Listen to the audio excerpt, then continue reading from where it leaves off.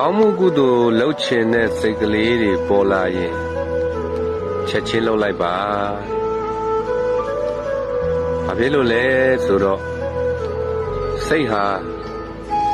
မကောင်းမှုမှာသိပ်ပျော်တတ်တယ်သူပျော်တဲ့နေရာမှာပဲသူကျက်စားတဲ့သဘောရှိတယ်ဒါကြောင့်ကုသိုလ်တစ်ခုခုလှုပ်ချင်ပြီဆိုလို့ရှိရင်အချိန်မဆွဲပဲနဲ့ချက်ချင်းလှုပ်ရမယ်အချိန်ဆွဲလိုက်ပြီဆိုလို့ရှိရင်အကုသိုလ်တွေဟာခွင့်ရယူပြီးတော့ဒီကုသိုလ်ကိုမလုပ်ဖြစ်အောင်တားမြစ်လိမ့်မယ်ဥပမာတစ်ခုကိုကအလှူတန်းဖို့တစ်ခုတွေးလို့လူချင်းတန်းကျင်တဲ့စိတ်ကလေးပေါ်လာတယ်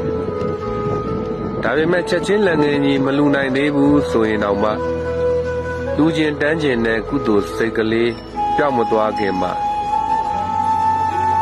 ကိုယ်မှာရှိတဲ့ဘုရားကိုတောက်တော်ရည်ချမ်းကတ်တာပဲဖြစ်ဖြစ်ပန်းကတ်တာပဲဖြစ်ဖြစ်ချက်ချင်းလုပ်လိုက်ပါဒီလိုလုပ်ဖို့ခွင့်ရမရသေးဘူးဆိုရင်တော့မှဗုဒ္ဓဂုဏ်တော်ပွားလိုက်တာပဲဖြစ်ဖြစ်တရားတွေကျမ်းမှချမ်းသာကြပါစေလို့မေတ္တာပွားလိုက်တာပဲဖြစ်ဖြစ်ကိုရထားပြီးသားဖြစ်တဲ့မြတ်စွာဘုရားရှင်ရွှေနှုတ်တော်ထွက်